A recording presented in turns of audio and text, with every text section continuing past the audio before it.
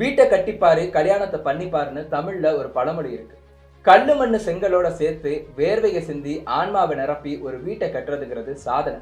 அப்படி கஷ்டப்பட்டு கட்டின வீட்டை அரசாங்கம் ஒரே ஒரு ஆர்டர் மூலமா ஒரே நிமிஷத்துல இடிச்சு தரமட்டமாக்கினா எப்படி இருக்கும்? அதை சுத்தி நின்று வேடிக்கை பார்க்கிற கும்பல் இதெல்லாம் உனக்கு தேவைதான்னு சொல்லி அரசாங்கத்தோட அத்துமீறல்களை ஆதரிச்சா உங்களுடைய மனநிலை எப்படி இருக்கும்? இதெல்லாம் சர்வாதிகார ஆட்சியில கூட நடக்காதுன்னு நீங்க நினைச்சுக்கிட்டு இருந்தீங்க அப்படின்னா பிரேஸ் யுவர் செல்ஃப்.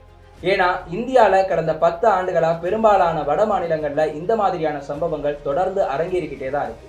இந்த மாதிரி சம்பவங்களை தொடர்ந்து செய்யக்கூடிய அரசாங்கங்களை புல்டோசர் ராஜனும் அதற்கு உத்தரவு போடக்கூடிய அரசியல்வாதிகளை புல்டோசர் பாபா, புல்டோசர் மாமானும் பத்திரிகைகள் செல்ல பேர் வச்சு கூப்பிட்டு இருக்காங்க. இதையெல்லாம் தட்டி கேட்க வேண்டிய, தடுத்து நிறுத்த வேண்டிய இந்தியாவுடைய பிரதமர் நரேந்திர மோடி தொடங்கி சாமானிய குடிமகன் வரைக்கும் இது இன்ஸ்டன்ட் ஜஸ்டிஸா இன்ஜஸ்டிஸான்னு தெரிஞ்சும் தெரியாமலும் ஆதரவுகளை கொடுத்துக்கிட்டே வராங்க. ஒரு வழியா இந்த மாதிரியான விஷயங்களால வீடுகளை இழந்த பல மக்களுடைய அழுகுறல்கள் உச்ச நீதிமன்றத்தை எட்டி இருக்கு. நேற்று உச்ச நீதிமன்றம் இந்த வழக்குகளை விசாரிச்சு ஒரு முடிவுக்கும் வந்திருக்கு. அது என்னன்னு தெரிஞ்சுக்கிறதுக்கு முன்னாடி புல்டோசர் ராஜனா என்ன, இதனால பாதிக்கப்படக்கூடியவங்க யாரு, இது இன்ஸ்டன்ட் ஜஸ்டிஸா இன்ஜஸ்டிஸாங்கிறது தெரிஞ்சுக்க வேண்டியது கட்டாயம். வணக்கம் and welcome to the south. நான் ராஃபி.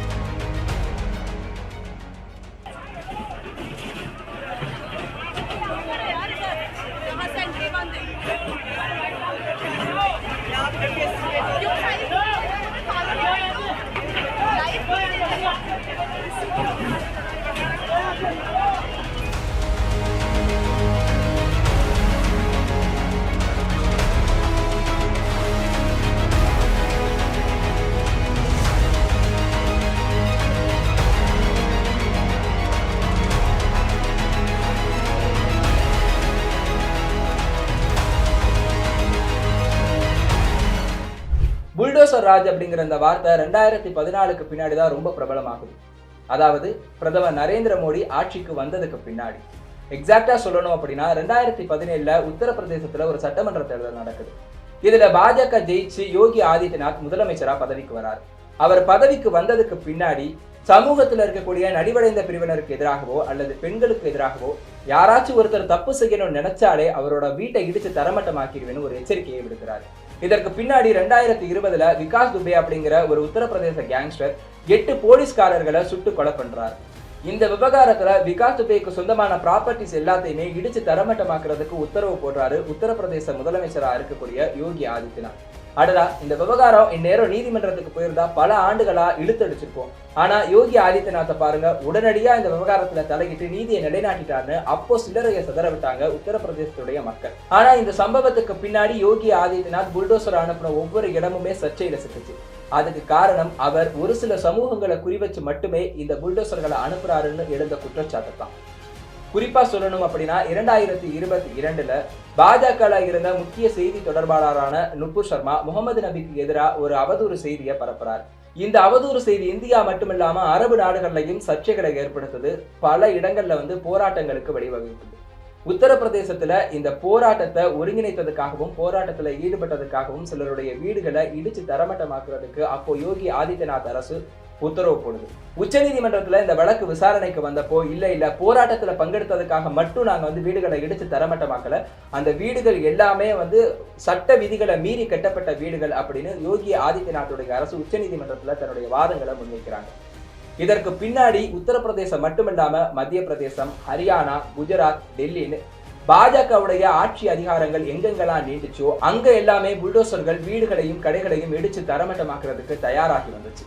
உதாரணத்துக்கு சொல்லணும் அப்படின்னா 2022ல நடந்த ஹனுமன் ஜெயந்தி அப்போ டெல்லியில ஜஹாங்கீர்பூரியில வன்முறை உருவாகுது. இந்த வன்முறைக்கு பின்னாடி கலவரத்துல ஈடுபட்டதா சொல்லி ஒரு 25 கடைகளை இடிச்சு தரமட்டமாக்குறதுக்கு டெல்லி நிர்வாகிகள் வராங்க. சிஆர்பிஎஃப் உதவியோட வந்த அந்த படை வந்து அந்த ஏரியாவே இடிச்சு தரமட்டமாக்குறாங்க. இந்த ஏரியால பெரும்பான்மையா இருந்த சமூகம் முஸ்லிம் சமூகம். இதற்கு எதிராக அப்போவே கம்யூனிஸ்ட் தலைவர் பிருந்தா காரத் உச்ச நீதிமன்றத்தை நாடி ஒரு ஸ்டே ஆர்டரை வாங்கிட்டு வராங்க. அந்த ஸ்டே ஆர்டரோட ஜேசிபி மேல ஏறி நின்று ஸ்டே ஆர்டர் கையில இருக்கு, நீங்க இடிக்கிறத நிறுத்துங்கன்னு அவங்க காட்டின வீடியோ இன்னைக்கு வரைக்கும் சமூக வலைதளங்கள்ல இருக்கு. ஆனா அந்த ஸ்டே ஆர்டர் வந்ததுக்கு பின்னாடியும் கூட அந்த டெமாலிஷன் டிரைவ் கண்டினியூ ஆகிக்கிட்டே தான் இருந்துச்சு. அதே 2022ஆம் ஆண்டு மத்திய பிரதேசத்துல இருக்கக்கூடிய கார்கோன்கிற ஒரு இடத்துல ராமநவமிக்கான அந்த ஊர்வலத்தின் போது கலவரம் ஏற்படுது. இதுல முஸ்லிம்களுக்கு சொந்தமான 29 வீடுகள் 16 கடைகள் வந்து இடிச்சு தரமட்டமாக்கப்படுது. அப்போ மத்திய பிரதேச அரசாங்கம் என்ன சொல்றாங்க அப்படின்னா, இந்த வீடுகள் எல்லாமே விதிமுறைகளுக்கு எதிராக கட்டப்பட்டதுன்னு சொல்றாங்க. இதுல நம்ம கவனிக்க வேண்டியது என்ன அப்படின்னா, இதுல பெரும்பாலான வீடுகள் பிரதான் மந்திரி ஆவாஸ் யோஜனா திட்டத்தின் கீழே கட்டப்பட்டது. அப்போ இந்த திட்டத்துக்கு ஒப்புதல் கொடுக்கும் போதோ இல்ல கட்டிட பணிகளை தொடங்கும் போதோ ஏன் அது விதிமுறைகளை மீறி கட்டப்பட்டதுங்கிறத கேள்வி எழுப்பலங்கிற கேள்வி நமக்கு உருவாகுது. இதற்கு அடுத்த வருஷமே 2023ஆம் ஆண்டு ஹரியானால நூ பகுதியில ஒரு கலவரம் வெடிக்குது. இந்த கலவரத்துல 1200க்கும் அதிகமான கட்டிடங்களை வந்து அதிகாரிகள் இடிச்சு தரமட்டமாக்குறாங்க. இதுல இடிக்கப்பட்ட பெரும்பாலான அந்த கட்டிடங்கள் வந்து முஸ்லிம்களுக்கு சொந்தமானதுன்னு சொல்லப்படுது. இது மட்டும் இல்ல, இப்போ சமீபமா ஜூன் 15ஆம் தேதி கூட மத்திய பிரதேசத்துல இருக்கக்கூடிய மாண்ட்லா மாவட்டத்துல ஒரு 11 வீடுகள் இடிச்சு தரமட்டமாக்கப்பட்டுச்சு. இதுக்கு காரணம் என்ன அப்படின்னா, அந்த 11 வீடுகளும் முஸ்லிம்களுடைய வீடுகள். அந்த வீடுகள்ல இருந்த ஃப்ரிட்ஜ்ல வந்து மாட்டுக்கறி இருந்துச்சு அப்படிங்கிற ஒரே காரணம் மட்டும்தான். Housing and land right network அப்படிங்கிற ஒரு அமைப்புடைய சர்வே மூலமா நமக்கு என்ன தெரிய வருது அப்படின்னா, 2022-23 மட்டுமே கிட்டத்தட்ட 1,53,000 வீடுகள் இந்தியா முழுக்க இடிச்சு தரைமட்டமாக்கப்பட்டிருக்கு. இதனால 7,38,000க்கும் அதிகமான மக்கள் நடுரோட்டுக்கு வந்திருக்காங்க அப்படிங்கிறது தெரிய வருது. இது மட்டும் இல்லாம ஆம்னஸ்டி இன்டர்நேஷனல் அமைப்புடைய ஒரு சர்வே மூலமா 2022 மட்டுமே இந்தியால 127க்கும் அதிகமான டெமாலிஷன்ஸ் முஸ்லிம்களை மட்டுமே குறிவச்சு நடத்தப்பட்டது நமக்கு தெரிய வருது. இதுல 627 மக்கள் வந்து பாதிக்கப்பட்டிருக்கிறதாகவும் ஆம்னஸ்டி இன்டர்நேஷனல் வந்து சொல்லுது. இதுல இன்னொரு கவனிக்க வேண்டிய விஷயம் என்ன அப்படின்னா, குஜராத், மத்திய பிரதேச மாதிரியான மாநிலங்கள்ல எல்லாம் இந்த டெமாலிஷன் டிரைவ் முஸ்லிம்கள் அதிகமா இருக்கக்கூடிய பெரும்பான்மையா இருக்கக்கூடிய பகுதிகளை குறிவச்சு நடத்தப்பட்டாலும் அங்க இருக்கக்கூடிய இந்து மக்களுடைய ப்ராப்பர்ட்டிஸுக்கு எந்த பாதிப்பும் வராதபடிதான் இந்த புல்டோசர்களை வச்சு இடிச்சு தரமட்டமாக்கி இருக்காங்க. இப்படி தொடர்ச்சியா பார்த்தோம் அப்படின்னா 2017 இருந்து 2023 வரைக்கும் மட்டுமே 10,60,000க்கும் மேற்பட்ட மக்கள் வந்து இந்த டெமாலிஷன் டிரைவ்னால பாதிக்கப்பட்டு நடுரோட்டுக்கு வந்திருக்காங்க அப்படின்னு ஹவுசிங் அண்ட் லேண்ட் ரைட் நெட்வொர்க்கோட சர்வே வந்து சொல்லுது. இதையெல்லாம் தடுத்து தட்டி கேட்டிருக்க வேண்டிய இந்தியாவுடைய பிரதமர் இந்த ஆண்டு நடந்த மக்களவை தேர்தலின் போது உத்தரப்பிரதேசத்துல பாரபாங்கி மாவட்டத்துல என்ன சொன்னாருன்னு தெரியுமா? காங்கிரஸ் மற்றும் சமாஜ்வாதி கட்சிகள் வந்துச்சு அப்படின்னா புல்டோசரை ராமர் கோயிலுக்கு அனுப்பும், ஆனா அவங்க அந்த புல்டோசர்களை எங்க அனுப்பணும் அப்படிங்கிறத யோகி ஆதித்யநாத்தை பார்த்து தெரிஞ்சுக்கணும் அப்படின்னு மத வெறுப்பு பிரச்சாரத்தை இன்டைரக்டா முன் வச்சிருக்காரு. இவ்வளவும் நடந்ததுக்கு பின்னாடிதான் பாதிக்கப்பட்டவர்களுடைய குரல்களை கேட்கறதுக்காக உச்சநீதிமன்றம் இந்த மாதிரியான வழக்குகளை விசாரணைக்கு எடுக்கிறதுக்கே வந்து முன் வந்திருக்கு. புல்டோசர் ஜஸ்டிஸ் ஏன் இன்ஜஸ்டிஸ் அப்படிங்கிறதுக்கான ஒரு 5 முக்கியமான காரணங்களும் கூட இருக்கு. முதல் விஷயம் என்ன அப்படின்னா, இந்த புல்டோசர் ராஜ்னு சொல்லப்படக்கூடிய இந்த வட மாநிலங்கள்ல நடக்கக்கூடிய சம்பவங்கள் எல்லாத்துலயும் யாராச்சும் ஒருத்தர் ஒரு குற்ற சம்பவத்துல ஈடுபட்டுட்டாருன்னு அவர் மேல குற்றம் சாட்டப்பட்டாவே அவருடைய ப்ராப்பர்ட்டிஸை இடிக்கிறதுக்காக புல்டோசர்கள் வந்து அனுப்பப்படுது. இது அடிப்படையிலேயே வந்து இந்திய அரசியல் சாசன சட்டத்துக்கு எதிரானது.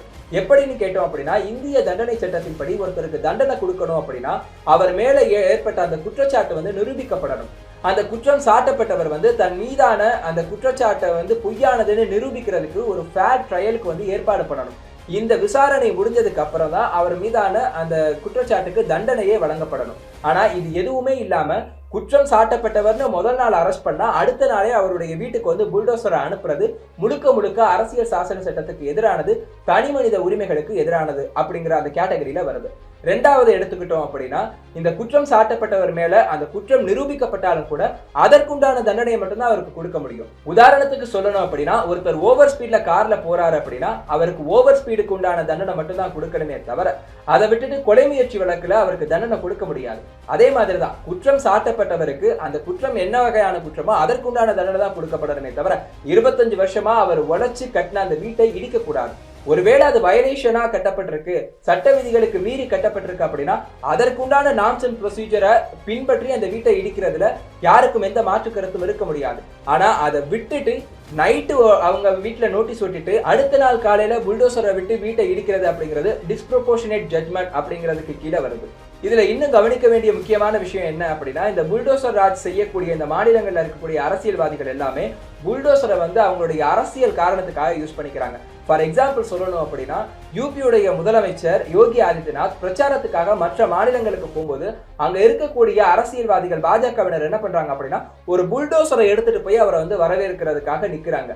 அப்போ இந்த இடத்துல புல்டோசர் அப்படிங்கிறது வந்து ஒரு அரசியல் சிம்பலாவே மாற்றப்படுது. இது எக்ஸ்ட்ரா ஜுடிஷியலா போய் முடிகிறத நம்மளால பார்க்க முடியுது.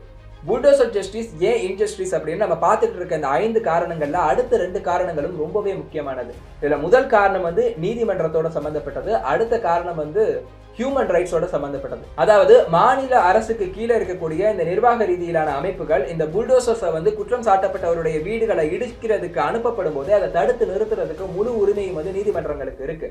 ஆனா பெரும்பாலும் அந்த நீதிமன்றங்கள் வந்து செய்யறதே கிடையாது. ஃபார் எக்ஸாம்பிள் 2022 வந்து ஜஹாங்கீர்பூரில டெல்லியில வந்து பல கட்டிடங்கள் இடிச்சு தரமட்டமாக்கும் போது கம்யூனிஸ்ட் கட்சி தலைவர் பிருந்தா காரத் உச்சநீதிமன்றத்துல போய் ஸ்டே ஆர்டர் வாங்கிட்டு வராங்க. அதற்கப்புறமும் கூட வந்து அங்க வந்து டெமாலிஷன் டிரைவ் வந்து கொஞ்ச நேரம் நடந்துகிட்டு தான் இருந்தது. அதுல நீதிமன்றம் தலையிடவே கிடையாது.